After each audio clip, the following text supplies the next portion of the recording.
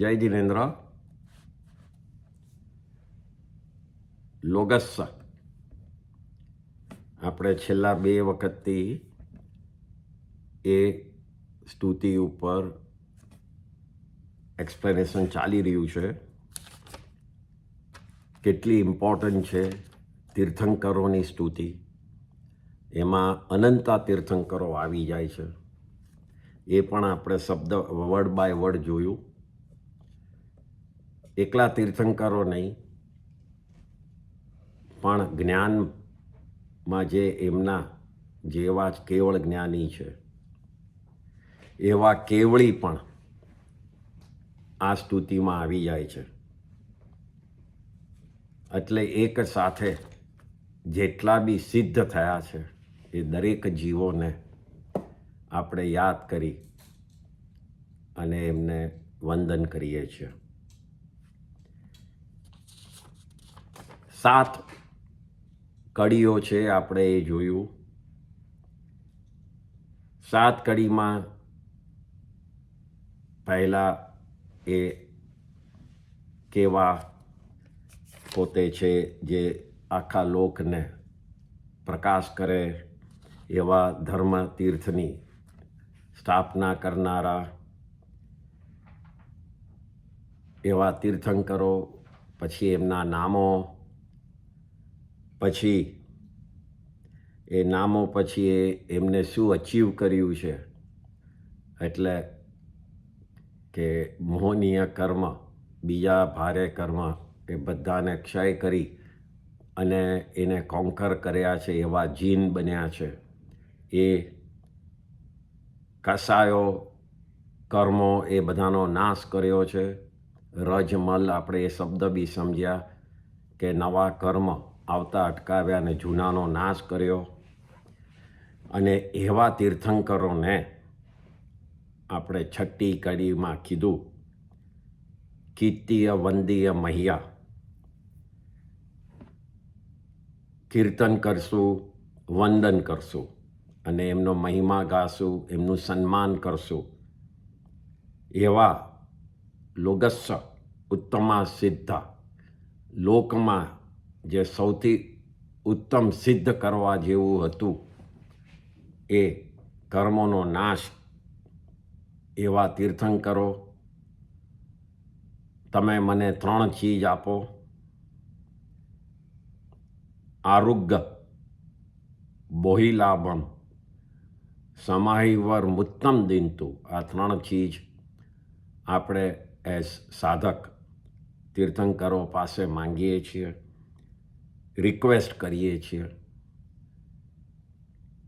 એ પણ જોયું. આરોગ્ય એટલે હેલ્થ, ફિઝિકલ હેલ્થ, જે શરીરની શક્તિ કે જેના હિસાબે આપણે ધર્મની ક્રિયા વધારે કરી શકીએ, કર્મને નાશ કરવામાં હેલ્પફુલ થાય.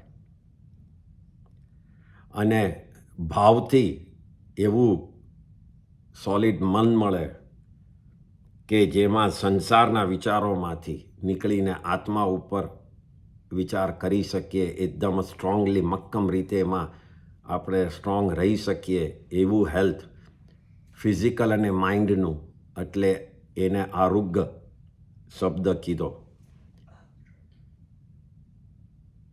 બોધિ સેકન્ડ શબ્દ એટલે સાચો બોધ મળે, સમ્યક દર્શન માંગીએ છીએ. સાચો ધર્મ શું છે, સાચી સમજણ શું છે, કોઈ કંઈ પણ સમજાવે આડું અવળું એ પણ આપણે જોયું. કોઈ પણ ચીજ ન સમજાતી હોય તો આગમમાં જે લખ્યું છે એ જ સાચું માનવું, એ એક જાતનું સમ્યક દર્શન છે. કોઈ કંઈ પણ કહી દે એટલે એ સાચું જ છે એવું નથી. કોઈને જાણકાર હોય એને પૂછીને કે આગમમાં આવ્યું છે તો મને બતાડો તમે, અને એ જો એમાં લખ્યું હોય તો એના ઉપર એકદમ શ્રદ્ધા રાખવી, સમજણ પડે કે નહીં. અને જો એમાં આગમમાં ન આવતું હોય તો એ સાચું નથી. એ રીતે જે સમજણ આવે, જેનાથી સમ્યક દર્શન આવે એવું બોધિ. અને સમાહિવર મુત્તમ દિનતું, એવી સમાધિ. કેવી સમાધિ? તો મુત્તમ એટલે કે સૌથી ઉત્તમ, સૌથી હાઈએસ્ટ લેવલની સમાધિ, જેમાં શરીર ઉપર ધ્યાન ન રહ્યું. શરીર શું છે? જે આપણે આટલા ભવોથી હું જે શરીર છું એવું ઇલ્યુઝન, એવો ભ્રમ છે, એવા શરીર ઉપરથી ધ્યાન નીકળી, હટાવી અને પોતાના આત્મા ઉપર જે ભાવ રાખવો, કોન્સ્ટન્ટ સમાધિ, ચિંતન કરવું, એવી પ્રકારની સૌથી હાઈએસ્ટ લેવલની સમાધિ એ મને મળે. અને એવી સમાધિ મળવાથી આપણે કેવળ જ્ઞાન અને સિદ્ધપણું પામી શકીએ. એ પાકી વાત છે. તો આવી સમાધિ આપણે લાસ્ટ ટાઈમ જોયું. તો આવી સમાધિ શેનાથી મળે? તો શાસ્ત્રોમાં કીધું છે, આગમમાં બી, કે તીર્થંકરના દર્શનથી તો મળે, પણ દર્શન કરવાના ભાવથી પણ મળે છે. ફિઝિકલ દર્શન ન થાય કોઈ કારણસર, પણ દર્શન કરવાના ભાવ રહે કે મને તીર્થંકરના દર્શન કરવા છે, મને તીર્થંકરના માર્ગ ઉપર ચાલનારા સાધુ સાધ્વીના દર્શન કરવા છે, મને તીર્થંકરની પ્રતિમા સામે બેસીને ભાવથી મને તીર્થંકરની સિદ્ધપણું મારા મનમાં રહે એવા ભાવથી દર્શન કરવા છે. તે એવા ભાવથી પણ સાચી સમાધિ આવી શકે છે.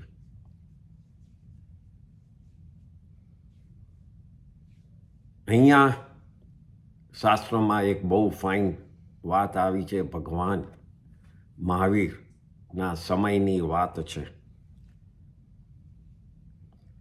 રાજગૃહી નગરી, શ્રેણીક રાજા, એ બધાએ નામ સાંભળ્યું હશે. શ્રેણીક રાજા ભગવાન મહાવીરના પરમ શ્રાવક, આવતા તીર્થંકરમાં પહેલા તીર્થંકર એ થવાના છે આવતી 24મીમાં. એ રાજગૃહી નગરીના રાજા, ત્યાં નંદમણિયાર શેઠ નામના એક શેઠ રહે. એનું નામ નંદમણિયાર. ભગવાનના પરમ ભક્ત, વેરી સ્ટ્રોંગ, ભગવાન મહાવીરને માને અને એમના ભક્ત. ભગવાન પાસે વધારે ને વધારે રહી અને સમ્યક દર્શન પ્રાપ્ત કર્યું, સાચી શ્રદ્ધા. અહીંયા એ સમજવાનું છે કે ભગવાન પણ શ્રદ્ધા આપી નથી શકતા. શ્રદ્ધા મેળવવા માટેનો માર્ગ બતાડે છે. દરેક જીવ પોતાની જાતે જ એ શ્રદ્ધા પામે કે ન પામે. કોઈ તમને એમ કહે કે હું તને સમ્યક દર્શન આપું, તો એ વાત માનવાની નહીં. કોઈ કોઈને સમ્યક દર્શન આપી શકતું નથી.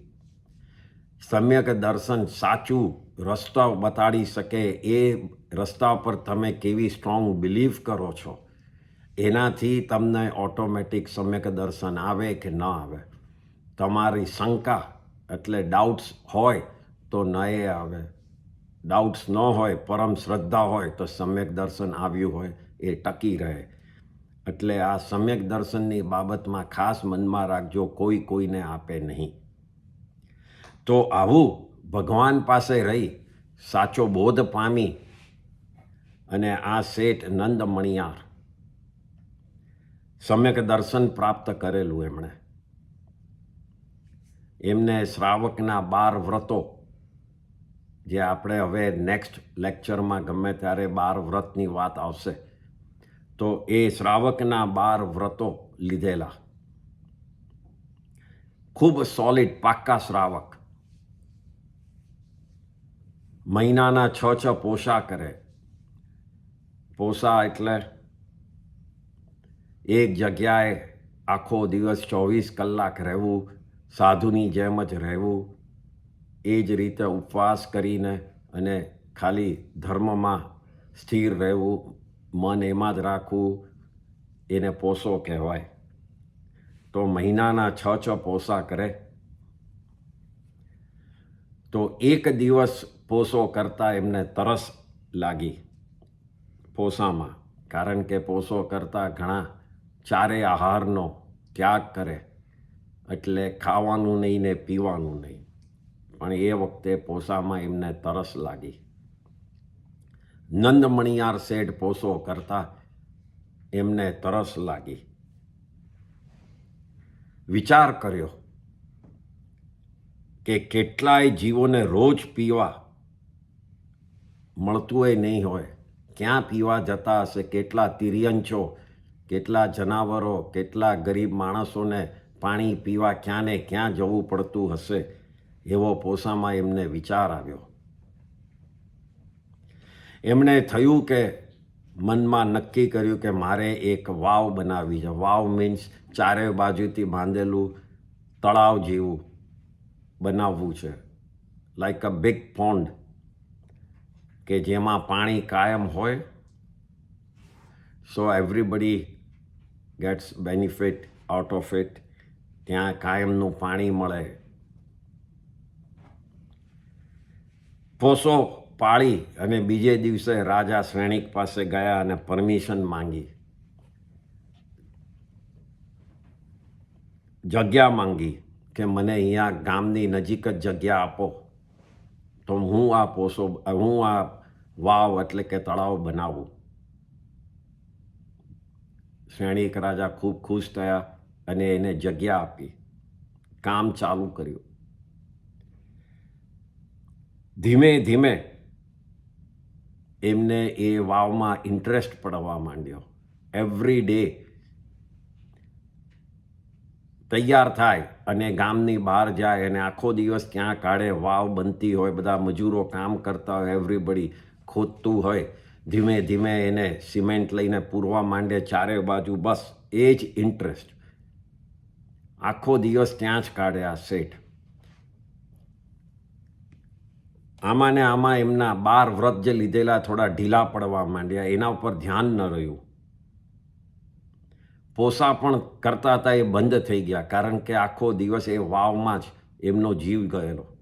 એટલે આખો દિવસ ત્યાં જાય અને બહુ જ આમ એકદમ ચીવટાઈથી, એકદમ જ માઇન્યુટ રીતે નાની નાની ચીજો જોઈ કે વાવ બને તો સૌથી બેસ્ટ બને, સૌથી સારી બને. બસ એ જ ભાવ એમના થવા માંડ્યા. એટલે પોસા પણ થતા બંધ થઈ ગયા, વ્રતો ઢીલા પડી ગયા, પ્રતિક્રમણને બધું છૂટી ગયું.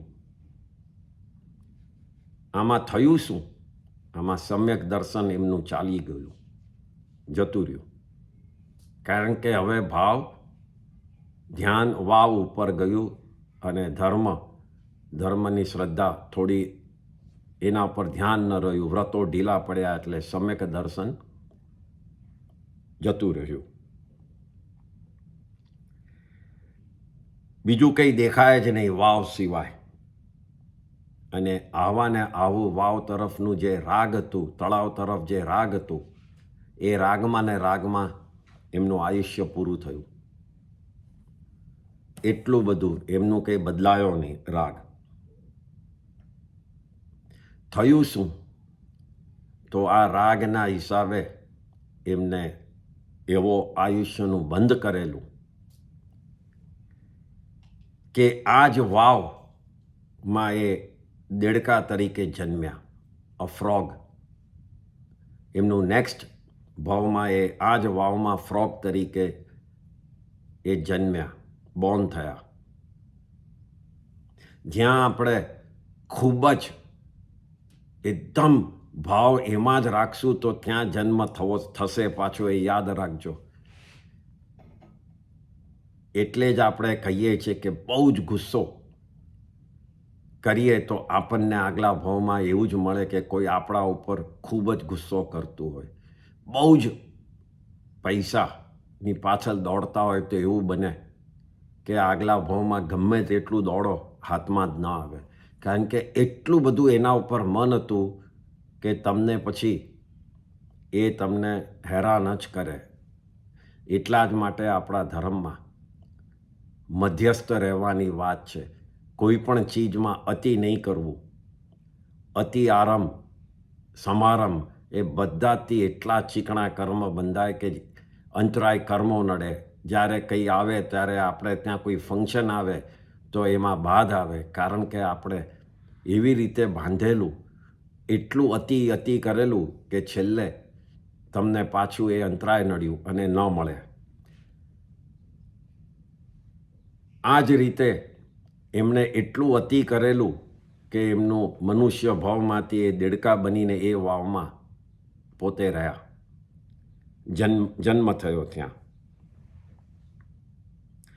ત્યાં જ દેડકાએ મસ્ત રહેવાનું અને બીજું કંઈ કરવાનું નહીં, પાણીમાં આરામથી રહે. સમય ટાઈમ પાસ થતો ગયો.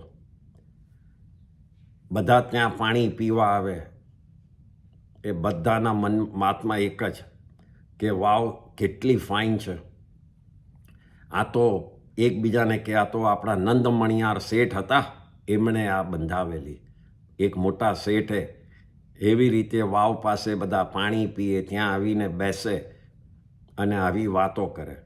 તો આમ રોજ આ દેડકાના કાનમાં એ નામ જાય, નંદમણિયાર શેઠે કરેલું, નંદમણિયાર શેઠે બનાવેલું, એમણે કેટલો ખર્ચો કરી લોકોના માટે, એમ કરીને વાત એ દેડકાના કાનમાં જાય. દેડકાને એમ થયું કે આ નામ મેં સાંભળ્યું છે, નંદમણિયાર નામ મેં સાંભળ્યું છે. ત્યાં એને જાતિ સ્મરણ જ્ઞાન થયું. એ આપણે જાતિ સ્મરણ જ્ઞાન એટલે પોતાના આગલા ભાવો દેખાય, 900 ભાવ સુધી આગળ જોઈ શકે. આ મનનું એક જ્ઞાન છે. જ્યારે મનમાં ખૂબ વિચાર થાય કે શું છે કરીને, ત્યારે પાસ્ટનું એવો પુણ્યનો ઉદય થાય કે પાસ્ટના ભાવો દેખાય. એને જાતિ સ્મરણ જ્ઞાન કહેવાય છે. જાતિ એટલે પોતાની જાતનું સ્મરણ થાય. સ્મરણ એટલે વિચારો આવે, હું કોણ છું, ક્યાંથી આવ્યો, અને એનાથી એ જ્ઞાન થાય તો પાછલા 900 ભાવ જોઈ શકે કે હું ક્યાં હતો. તો એમાં આ દેડકાને જાતિ સ્મરણ જ્ઞાન થયું અને ખબર પડી કે હું જ પોતે નંદમણિયાર શેઠ. આ વાવના એટલા રાગમાં એટલો બધો મોહ હતો કે એના હિસાબે મારા વ્રતો ઢીલા પડી ગયા, મારા પોસા બધા અટકી ગયા અને મેં સમ્યક દર્શન, આઈ લોસ્ટ માય સમ્યક દર્શન, સાચી શ્રદ્ધાને મેં ખોઈ. ભગવાન મહાવીરના કૃપાથી, બ્લેસિંગ્સથી મને આ બધું મળ્યું હતું, પણ મેં ખોયું. એમ કરીને પશ્ચાતાપ કર્યો કે મેં સાચો ધર્મને ખોયો. એટલો બધો પશ્ચાતાપ કર્યો કે ત્યાં એમને સમ્યક દર્શન પાછું થયું. વ્રતોને સમજ્યા પોતે જાતિ સ્મરણ જ્ઞાનમાં કે શ્રાવકના 12 વ્રતો કેવા હોય. એમાંથી પોતે 11 વ્રત પોતેથી જ લીધા, પાળ્યા, કારણ કે ખબર તો પડી ગયેલી જાતિ સ્મરણ જ્ઞાનમાં કે કયું વ્રતમાં શું કરવાનું.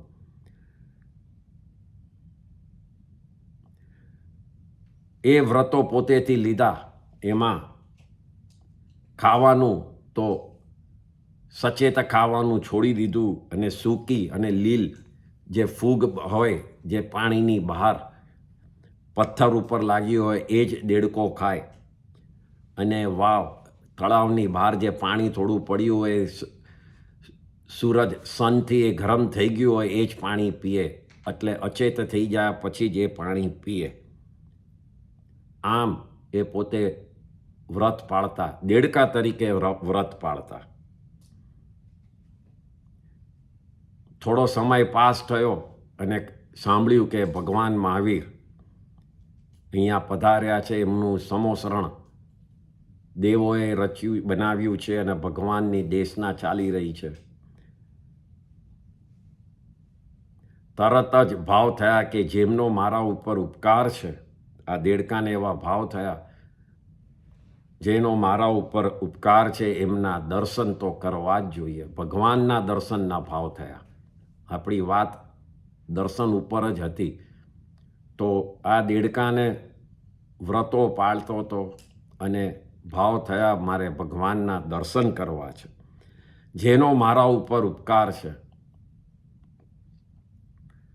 તો પોતે એ તળાવના સ્ટેપ્સ ચડીને ઉપર આવ્યો, નાનકડું શરીર ઉપર આવ્યો અને ભગવાનના દર્શન જ્યાં એમનું સમોસરણ દેશના ચાલતી હતી એ તરફ ગયો. એ તરફ ગયો ને રસ્તામાં તો ગીર્દી બહુ, માણસો બધા જ જતા હતા.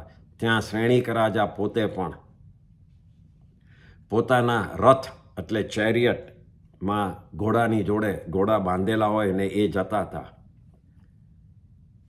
આ સાઈડ દેડકો પણ જતો હતો અને ઘોડાનો પગની નીચે આવી ગયો. ધ્યાન કયું? તો શુભ ધ્યાન. ભગવાનના દર્શન કરવા છે એવું ધર્મ ધ્યાન.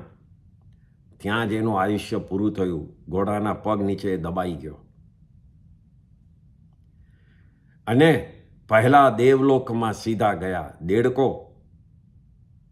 નો બીજું સીધો પહેલા દેવલોકમાં ખૂબ જ મોટા દેવ તરીકે જન્મ થયો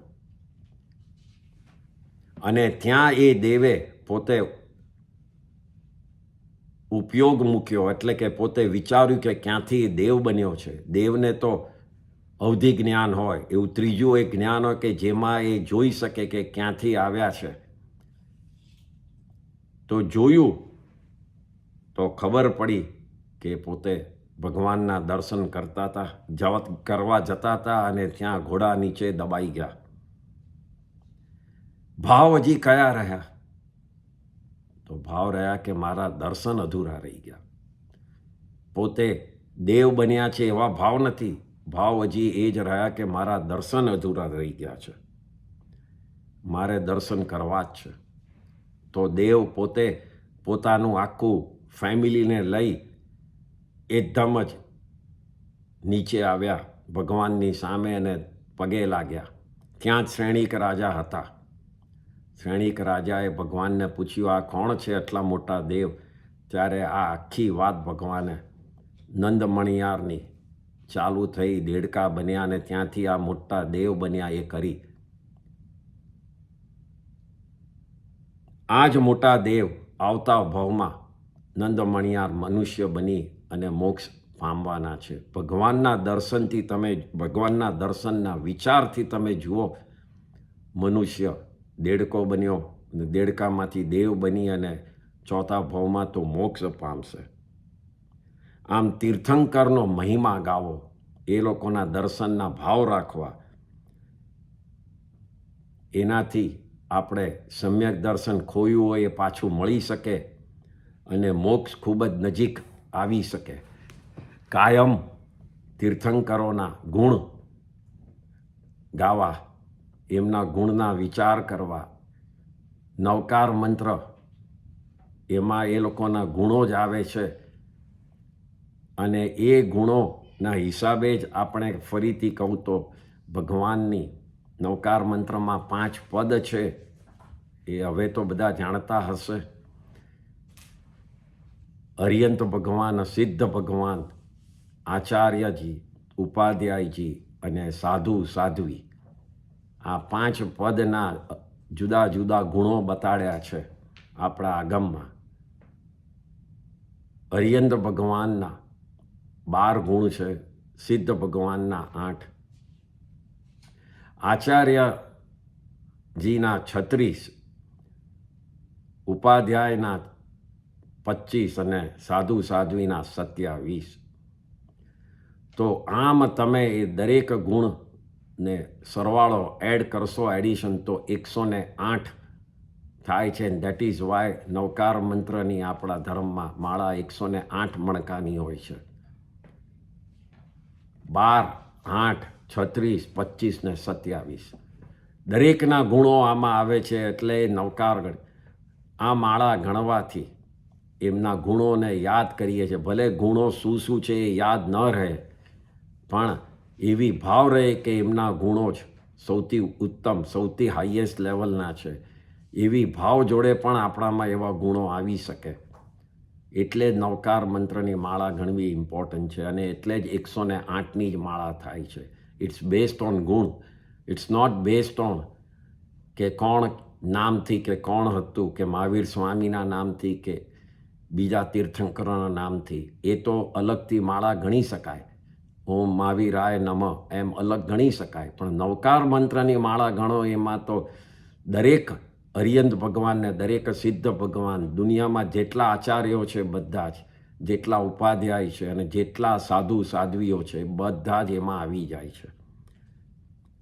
તો આ રીતે સમ્યક દર્શન પ્રાપ્ત કરવા માટે દર્શનના ભાવ પણ હેલ્પફુલ થાય છે. તો આમ આ કડીમાં આવે છે આરુગ્ય બોહિલાભમ સમાયવર મુત્તમ દિંતુ. છેલ્લો શબ્દ દિંતુ એટલે મને થાવ.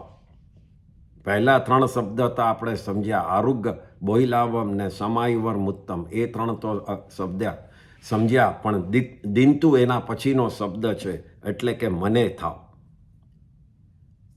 મને શું થાવ? તો આ 3 ચીજની માંગણી આપણે વિતરાગ ભગવાન પાસે કરીએ છીએ. સારું હેલ્થ, સમ્યક દર્શન અને સારી સમાધિ, એવી મને આપો.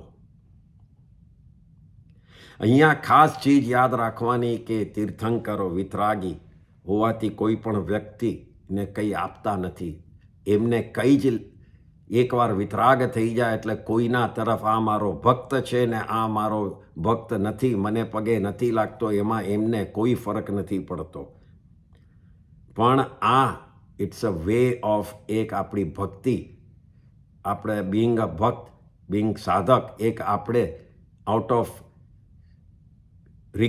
ઓફ એમનું જે મહાનતા છે એના તરફ ભક્તિભાવો આપણે પ્રગટ કરીએ છીએ.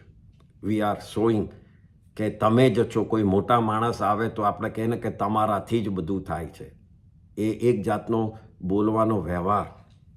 તો આપણે પણ એમ બોલતા બોલતા શુદ્ધ ભાવ થઈ શકીએ કે તીર્થંકરો જ આ દુનિયા, આ ધર્મ સ્થપાયો છે અને એનાથી જ આપણો જીવ પણ સિદ્ધપણું પામશે. અહીંયા શાસ્ત્રમાં એક શ્લોક આવે છે. શ્લોકનો મિનિંગ ખાલી કહું છું કે જીનેશ્વરની પરમ ભક્તિ આપણા જેવા ભક્તના રાગ દ્વેષ, રાગ કોઈના ઉપર હોય કે દ્વેષ કોઈના ઉપર હોય, એ બધા દોષો કહેવાય, એ બધા મિસ્ટેક્સ કહેવાય. એનો નાશ થાય છે, ડિસ્ટ્રોય થાય છે રાગ અને દ્વેષનો. શેનાથી? જીનેશ્વર ઉપર પરમ ભક્તિના ભાવથી. અને એનાથી શાંતિથી આપણને સારી હેલ્થ, સમ્યક દર્શન અને સારી સમાધિ મળે છે. આ વાત અગેન એન્ડ અગેન જુદી જુદી રીતે આપણા શાસ્ત્રોમાં કેટલાય આચાર્યોએ લખેલી છે.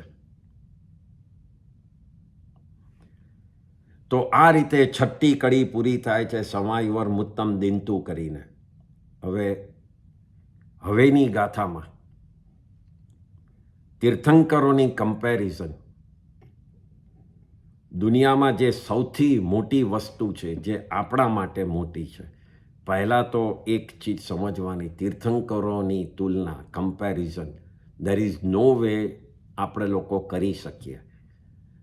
આપણી પાસે એવા શબ્દ નથી, એવા વિચારો પણ નથી કે એમની કમ્પેરિઝન કોની જોડે કરીએ. આપણી પાસે એટલું નોલેજ પણ નથી. તો પણ આપણને જે સૌથી મોટી ચીજ લાગે દુનિયામાં, સૌથી મહાન, સૌથી હાઈએસ્ટ લેવલની ચીજ લાગે, એની જોડે બિંગ ભક્ત આપણે એમની કમ્પેરિઝન કરીએ છીએ. જે કમ્પેરિઝન આ લોગસમાં આવે છે, જે એમની 7મી આપણી લોગસની કડી છે એમાં એ જ આવે છે. ભક્ત પોતાના ભાવથી આ ભગવાનના કમ્પેરિઝન ગણી અને એમના ગુણોને સમજાવવાની ટ્રાય કરે છે. તો આ 7મી કડી શું છે? ચંદેસુ નિમ્લરા આઈચેસુ અહીં પયાસર સાગરવર ગંભીરા સિદ્ધા સિદ્ધિમમ દિશંતુ સિદ્ધા સિદ્ધિમમ દિશંતુ. આ 7મી કડી. અહીંયા આપણે ભગવાનની તુલના કમ્પેરિઝન કરીએ છીએ. પહેલી કમ્પેરિઝન ચંદેસુ નિમ્લ રહ્યા, ચંદ્રથી પણ વધારે નિર્મળ છો તમે. દુનિયામાં, આ સંસારમાં, લોકમાં ચંદ્ર means moon is compared with નિર્મળ, શાંત, કામ, ઝેન પોઝિશન, એકદમ ઠંડક આપે એનું સિમ્બોલ છે. જ્યારે બી આપણે ચાંદ એટલે કે મૂનની વાત કરીએ, એની એકદમ નિર્મળ છાયા, એનું શાંતપણું એવું જ યાદ આવે, ઠંડક એનામાં યાદ આવે. તો એની જોડે પહેલા શબ્દને કમ્પેરિઝન કર્યો છે ચંદેસુ નિમ્લ રહ્યા. જેટલો નિર્મળ ચાંદ છે એનાથી પણ અધિક તમે નિર્મળ છો. ચંદ્રમાં તો પ્રકાશ આવે, એનો ઠંડો પ્રકાશ આવે, પણ એ કેવો હોય છે? ટેમ્પરરી. એ કાયમ રહેતો નથી. એવરી 15 દિવસે આપણને ખબર છે કે કેલેન્ડર પ્રમાણે પખવાડિયો ચંદ્ર એ ડિસઅપિયર થાય છે અને અમાસ આવી જાય છે, અને પાછું અમાસથી આગળ વધીને પાછું પૂનમ આવે છે. એટલે લોકોને જ્યારે ઠંડક પૂનમ આવે ત્યારે મળે, અને ધીમે ધીમે જે ડિસઅપિયર થાય ત્યારે શું થાય છે? તો ઠંડક જોઈતી હોય તો એ મળતી નથી, અંધારું થઈ જાય છે. દરેક 15 દિવસે ફૂલ મૂન અને દરેક 15 દિવસમાં નો મૂન, એવી પોઝિશન ચંદ્રની છે. તો પણ આપણે આ દુનિયામાં સૌથી કામ અને નિર્મળ ચંદ્રને જ કહીએ છીએ. પણ પરમાત્મા જે સર્વ પ્રકાશના મેલથી દૂર, પોતે જ બધેથી ક્લીન થઈ ગયા છે, એવી અવસ્થામાં એમનામાં કાયમ માટે નિર્મળતા રહે છે. એવું નથી કે 15 દિવસે એમની નિર્મળતા એટલે એમનું કામનેસ જતું રહ્યું, એમની ઠંડક જતી રહી. એમનો બોધ એ આપણી પાસે કાયમ રહે છે, અને બોધથી આપણું માઇન્ડ એકદમ કામ રહે છે. એના માટે આપણને એવું નથી કે માઇન્ડ આપણું અમુક દિવસે બગડે ને અમુક દિવસે સુધરે. જો આપણે તીર્થંકરના ભાવો આપણે ચંદ્રની જેમ જ મગજમાં રાખીએ કે આ નિર્મળ જ રાખવાના છે, આપણા ભાવો એવી રીતે જ થઈ ગયા હોય, તો એમાં કોઈ અમાસ કે પૂનમ આવતી નથી. એટલે ભલે ચંદ્રમાને આપણે તીર્થંકર જોડે કમ્પેર કર્યું છે, પણ તીર્થંકર એનાથી આગળ છે, કારણ કે એમના તરફના ભાવો આપણને કોઈ પણ કલંક લગાડતું નથી. ચંદ્રમાં એ આવે ને જાય, પણ તીર્થંકર તરફના ભાવો જો આપણે ટકાવી રહીએ તો એ કાયમ રહી શકે છે. જો આપણા આત્માને શાંતિ જોઈતી હોય તો એમના તરફનું ધ્યાન જ તમને નિર્મળ બનાવશે, તમારા કસાયોથી તમને દૂર કરશે. આમ ચંદ્રમાની નિર્મળતા એના પ્રકાશ કરતાં તીર્થંકરની નિર્મળતા અધિક ઘણી હાઈ લેવલની છે. તો પણ આપણી પાસે નિર્મળતા તીર્થંકરની, જે એકદમ ઝેન અવસ્થા, જે એકદમ શાંત સ્વભાવ, કામ, એના માટે આપણી પાસે બીજું કંઈ છે નહીં કે એની કમ્પેરિઝન કરીએ. દેટ્સ વાય આપણે ચંદ્ર જોડે કમ્પેર કરીએ છીએ. એનાથી ઉપર આપણી પાસે કોઈ જ્ઞાન નથી કે આપણે એનું કમ્પેર કરીએ. એટલે જ અહીંયા પહેલો શબ્દ 7મી કડીમાં આવે છે, ચંદેસુ નિમ્લ રહ્યા, કે ચંદ્ર જેવા નિર્મળ, એટલે ચંદેસુ નિમ્લ રહ્યા. એના પછીનો વર્ડ છે આઈચેસુ અહીં પયાસરા. અહીંયા છે, હવે કમ્પેર કરે છે સૂર્યથી. સૂર્યથી પણ તે વધારે પ્રકાશક છે. સૂર્ય એટલે એનાથી એકદમ જ મનુષ્ય, દરેક જીવને જે શક્તિ મળે, જે કાર્ય તમે વિચાર કરો, જ્યાં સૂર્ય જ ન હોય તો આપણે લોકોનું લાઈફ ફોર્મ રહે જ નહીં, આપણને શક્તિ એનર્જી જ ન મળે, અને એનર્જી ન મળે તો આપણે કોઈ કાર્ય કરી શકીએ? ન કરી શકીએ, પડ્યા જ રહીએ, જીવ જીવી જ ન શકે. તો એવા પ્રકારના સૂર્યનો એનો પ્રકાશ જે આપણને જિંદગી એનર્જી આપે છે, એ એનર્જી કેટલો ટાઈમ આપે છે? તો દરેક 12 કલાક આપે છે અને 12 કલાક જતો રહે છે. 12 કલાક આપે ને 12 કલાક જતું રહે. પણ ભગવાન જે દેશના આપે છે, એ દેશનાથી આપણને જે એનર્જી મળે, સાચા રસ્તા ઉપર જવાની જે એનર્જી મળે, એમાં કોઈ 12 કલાકનો બાદ હોતો નથી. એટલે સૂર્યની લિમિટેડ ટાઈમની એનર્જીની સામે ભગવાનનું નોલેજની એનર્જી એ ઘણી અધિક, ઘણી હાઈ છે. પણ આપણા માટે તો, આપણા માટે આ લાઈફમાં સૂર્યની એનર્જી સૌથી હાઈ દેખાય છે, જે આપણને ફિઝિકલ પ્રકાશ આપે છે. અને તીર્થંકરો કેવળ જ્ઞાન રૂપી પ્રકાશ એ ક્યાં આપે છે? તો ત્રણેય લોકમાં આપે છે. ઉપર, મધ્ય અને નીચો, ત્રણેય લોકમાં તીર્થંકરની દેશના એમના જ્ઞાનનો પ્રકાશ પડે છે. સૂર્યનો પ્રકાશ ક્યાં પડે છે? લિમિટેડ એરિયામાં. ભરત ક્ષેત્રમાં પડતો હોય ત્યારે ભરત ક્ષેત્રમાં જ હોય, 14 રાજલોકમાં નથી પડી શકતો, કારણ કે સૂર્ય આટલા જ એરિયામાં છે, મધ્યલોકમાં જ છે. સૂર્ય નથી અધોલોક નીચે અને નથી ઉપર ઉર્ધ્વલોક.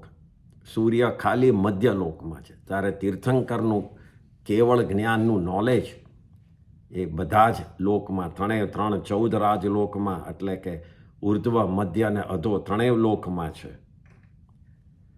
અને અનંતા જીવોને એ પ્રકાશ આપીને દરેક જીવને સિદ્ધપણું પામવામાં એ હેલ્પફુલ છે.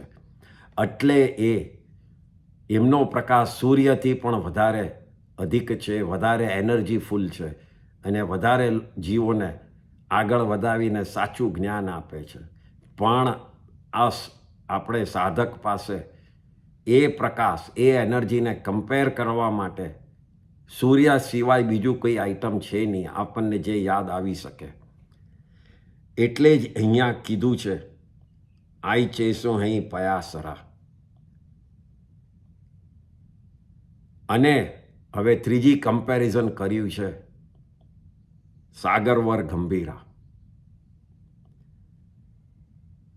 સાગર એટલે સમુદ્ર, સી, એને ડીપ કહેવાય, ગંભીર કહેવાય. Why? Because it's so deep that અંદર શું ચાલતું હોય બહાર કોઈને ખબર ન પડે. પણ આ જ સમુદ્ર, આ સાગર, આ સીમાં તોફાન આવે ત્યારે એનાથી એના વેવ્સ, એના મોજા ઉપર આવે છે, અને એના હિસાબે ઉપર નીચે થતો જાય છે. જ્યારે હાઈ તોફાન આવે ત્યારે સાગર એકદમ શાંત નથી રહેતો, એનું વેવ્સ ઉપર નીચે થાય છે, ત્યારે ખબર પડે કે પાણીમાં તોફાન આવ્યું. ભલે આપણે ગંભીરતા એટલે કે ડીપ ભાવવાળા ભગવાન ને સાગર જોડે કમ્પેર કર્યા, પણ ભગવાનમાં તોફાન આવે એવા આત્મા પરિણામ કોજાડો થતા નથી. એમના આત્માના પરિણામ કેવા હોય છે? એક જ સરખા. એમના પરિણામોમાં મોજા આવે, ઊંચા નીચા ભાવો થાય, એવું થતું નથી. એક સરખો ભાવ, કોઈના ઉપર રાગ નહીં, કોઈના ઉપર દ્વેષ નહીં, કોઈના ઉપર ક્રોધ નહીં, કોઈ અભિમાન નહીં, કંઈ જ નહીં. બસ પોતાના આત્મા, અને એમાં એ જ રીતે સરળ, ઊંચા નીચા વગરનો ભાવ. આ જ રત્નો ભગવાનમાં છે. અહીંયા સાગરનું બીજું નામ રત્નાકર કહેવાય. રત્નાકર શબ્દ ઇઝ મીનિંગ ઓફ સાગર, એટલે રત્નથી ભરાયેલો. રત્ન મીન્સ જેમ્સ. જેમ્સથી ભરાયેલો જે છે એને સાગર કહેવાય છે. એવું નામ છે બીજું એક રત્નાકર. એનું કારણ છે કે બધી જ નદીઓ દે end up in sagar means સીમાં. સો બધા જ રત્નો ભગવાન સાગરમાં આવી જાય છે. એ જ રીતે તીર્થંકરો માટે કહેવાય છે કે બધા જ અન્ય મિથ્યા ધર્મો જે ખોટી બિલીફવાળા છે, જેટલા ખોટા વાતો, વિચારો, ઇલ્યુઝનથી લોકો જુદા જુદા રિલિજન કરે છે, એ બધા જ religion when it comes in front of તીર્થંકર તો બધા એમના સમાઈ જાય છે, મીન્સ બધા જ પ્રૂવન થાય છે ખોટા. તીર્થંકરનું જ્ઞાનની સામે એકે બિલીફો ટકતા નથી. દરેક ખોટા બિલીફના જવાબો તીર્થંકર પાસે છે. એટલે જ એ બીજી રીતે પણ સાગર તરીકે ગણાય છે કે એમનામાં કેવળ જ્ઞાનરૂપી રત્ન છે, સમ્યક દર્શનરૂપી રત્ન છે. એમનું ચારિત્ર હવે હલે નહીં એવું રત્ન, એટલે જ્ઞાન, દર્શન, ચારિત્ર, એ 3 રત્ન ઓલરેડી ભગવાનમાં બહાર પ્રકાશિત છે. અને એની સામે કોઈ પણ અન્ય ધર્મ ટકી નથી શકતા. એ જ રીતે જેમ કે બધી જ નદીઓ, ગમે તેટલી મોટી નદી હોય, મીન્સ એ બધી જ નદીઓ છેલ્લે આવીને સાગરમાં મળે છે. પોતાની મોટાઈપણું એ બધું જ જતું રહે છે, કારણ કે who is more great? Sagar is more great than the river. The sea is more greater than the river. The same way તીર્થંકરનો પ્રકાશ, તીર્થંકરની ગંભીરતા, એમનું knowledge is much greater than અન્ય મતો. એટલે જ એને સાગર જોડે કમ્પેર કર્યું છે. તો એ રીતે અહીંયા ત્રીજું કમ્પેરિઝન સાગર, પહેલું કમ્પેરિઝન મૂન, બીજું કમ્પેરિઝન સન, અને ત્રીજું કમ્પેરિઝન સાગર એટલે કે સી. એમ 3 કમ્પેરિઝન આપણે લોકો કરી શકીએ છીએ. આપણી નજરની સામે આ 3 ચીજ બહુ જ મોટી દેખાય છે, જેના ઉપર આપણને કોઈ ચીજ દેખાતી નથી. બિંગ સાધક, this is the best way we can compare. Moon જેવા નિર્મળ, સન જેવા એનર્જી આપનારા, અને સાગર જેવા ગંભીર, કે જેમાં એમના ભાવો કોઈ દાડો બદલાય નહીં કોઈના બી તરફ. અને એના પછી કહે છે સાધક, સિદ્ધા સિદ્ધિમમ દિશંતુ. સિદ્ધા સિદ્ધિમમ દિશંતુ એટલે હે સિદ્ધો, મને તમે સિદ્ધિ આપો, મને સિદ્ધ ગતિ બતાવો. આપણને અગેન ખબર છે કોઈ કોઈને આપતું નથી, સાધક સમજે છે.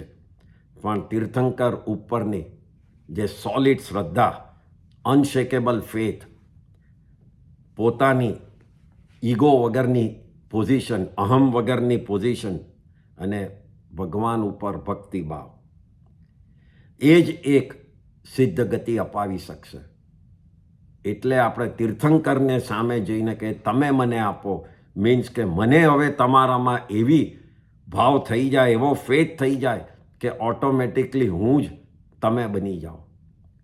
આપણા ધર્મમાં કીધું છે ભગવાને, જે હું છું એ જ તું છે, અને જે તું છે એ દુનિયાના દરેક જીવો છે. એટલે તીર્થંકર, જે આપણા અને તીર્થંકરમાં ફરક શું છે? આપણા જીવ અને એમના જીવમાં તો ફરક છે સમયનો. કઈ રીતે? તો તીર્થંકરનો જીવ પામી ગયા છે અને આપણે પામવાના બાકી છે. આપણો એટલો સમય બાકી છે પામવાનો, સિદ્ધ ગતિ પામવાનો. બાકી આપણા જીવમાં, આપણા આત્મા અને એમના આત્મામાં બીજો કોઈ જ ફરક નથી. બધું સેમ છે. એ પામી ગયા છે, સિદ્ધ થયા છે, અને એના જ હિસાબે અહીંયા સાધક આપણા જેવા કહે છે કે મને પણ એ સમય આવી જાય કે હું પણ એ સિદ્ધપણું પામું. સિદ્ધા સિદ્ધિમમ દિશંતુ. મને તમે એવી સિદ્ધ ગતિ બતાવો અને મને હું પામી શકું એવો મારો સમય આવી જાય. એ રીતે આ લાઈનમાં આપણે કહીએ છીએ. આમ લોગસને 7મી ગાથામાં કમ્પેરિઝન કરીએ છીએ આપણે. ચંદેસુ નિમલરા આઈચેસુ અહીં પયાસરા, સાગરવર ગંભીરા, સિદ્ધા સિદ્ધિમમ દિશંતુ. આમ લોગસને બરાબર સમજીને જ્યારે બોલીએ ત્યારે દિવસમાં જેટલા બોલી શકાય તેટલા બોલવા. એક સાથે તીર્થંકરનું સ્વરૂપ, એમના નામો, એમના કેરેક્ટર્સ, હુ દે આર, આપણી રિક્વેસ્ટ ટુવર્ડ્સ હિમ, તીર્થંકરોની કમ્પેરિઝન કે જેમાં કોઈની જોડે થઈ નથી શકતી તો પણ આપણે ટ્રાય કરીએ. આ બધું જ 7 વિભાગમાં 7 કડીમાં આવી જાય છે. લોગસ ધ ઇમ્પોર્ટન્ટ એટલા માટે પણ છે કારણ કે એ 3 આગમમાં આવે છે. એક છે આવશ્યક સૂત્ર, જે 32મું આગમ છે આપણું. ઉત્તરાધન સૂત્ર, ભગવાન મહાવીરની છેલ્લી દેશના, અને સંવાયાંગ સૂત્ર એ બીજું આગમ. આમ 3 આગમમાં લોગસ આવે છે. આ સ્તુતિ કેવી છે? તો આ શાશ્વત છે. શાશ્વત મીન્સ પરમનન્ટ, કોઈ કાળમાં નાશ નથી પામવાનું.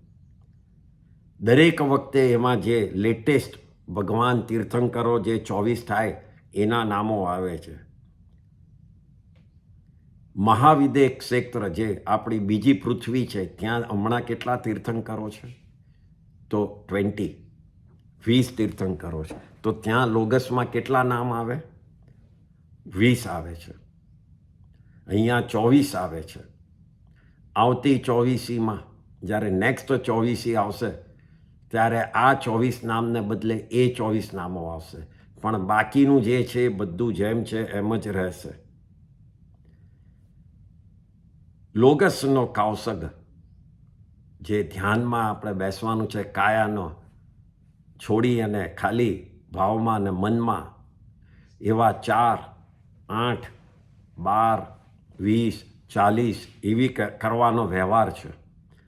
લાસ્ટ ટાઈમ આ ક્વેશ્ચન હતો કે આટલા લોગસ ગણવાનું કારણ શું? તો એનું રીઝન, કૌશગનું પહેલા મિનિંગ સમજો કે કાયા ઉપરના ધ્યાનને છોડી દેવું. કાયાનો વ્યુત્સર્ગ એટલે કૌશગ, એટલે કાયાનો ત્યાગ કરવો. Means don't concentrate on body.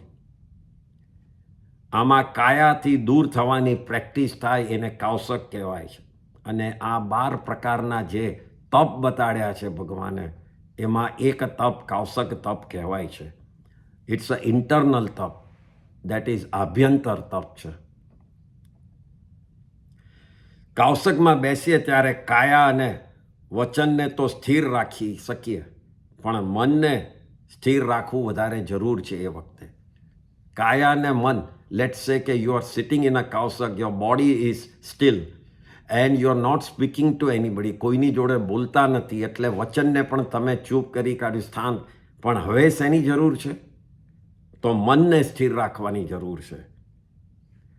અને મનને સ્થિર રાખવા માટે સૌથી ઉત્તમ ચીજ કઈ છે? તો તીર્થંકરોના નામ. એનાથી ઉત્તમ કંઈ છે જ નહીં. આપણા ઉપર જેની કૃપા છે હમણાં, એવા તીર્થંકરોના નામ.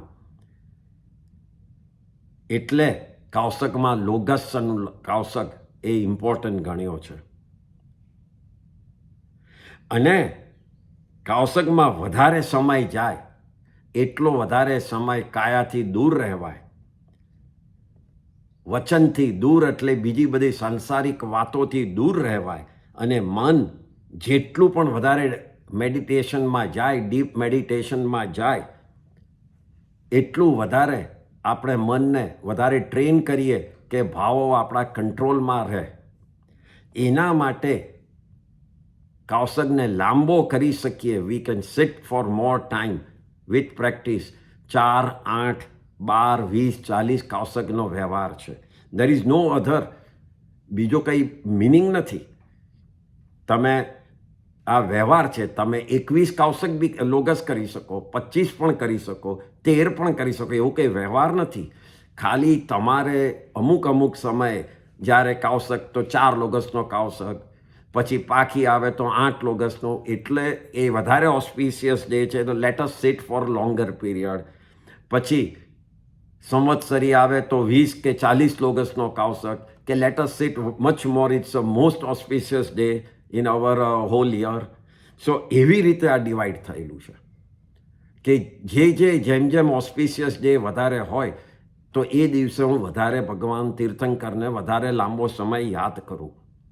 એટલા માટે આ કાવસક આટલા ડિવિઝનમાં આટલી વાર બોલવામાં આવે છે. ફોર એક્ઝામ્પલ, કોઈક સાધુ સાધ્વી આપણને જાણતા હોઈએ ને કોઈ કાળ ધર્મ પામે, કોઈ આપણી નજીકના શ્રાવક શ્રાવિકા, કોઈ આપણા ફેમિલી મેમ્બર ગુજરી જાય, તો 4 ઓગસ્ટ કરવાની એ પ્રેક્ટિસ છે, એક વ્યવહાર છે કે આપણે એ ટાઈમે એ તીર્થંકરોને યાદ કરી અને એ આત્માને સારી ગતિ મળે, એવા ભાવથી આપણે 4 ઓગસ્ટનો કાવસક કરીએ છીએ. અગેન એ ટુવર્ડ્સ નોટ બીજું, પણ એ આત્માને ગતિ સારી મળે એ રીતે અગેન તીર્થંકરોનું નામ લઈ અને યાદ કરીએ છીએ.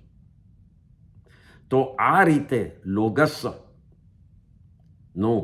ઇમ્પોર્ટન્સ, આખું લોગસનો મિનિંગ આપણે સમજ્યા. બધા જ ગણતા હશો અને બધા જ માટે આ ઇમ્પોર્ટન્ટ છે. તો હવે આ મિનિંગ જેટલા યાદ રહે એ રીતે યાદ કરીને દરેક શબ્દ ધીમેથી બોલવો અને એ રીતે આગળ વધીએ તો એ સમજણથી આપણને વધારે ફેથ અને વધારે ડીપ આપણે લોકો એમાં ધ્યાન રાખી શકશું. તો આજે આપણે આ લોગસ પૂરું કર્યું. કોઈ પણ સવાલ હોય તો તમે પછી એ મેસેજ કરજો વોટ્સએપ ઉપર, તો એનો જવાબ પ્રોપર ટાઈમે હું આપી દઈશ.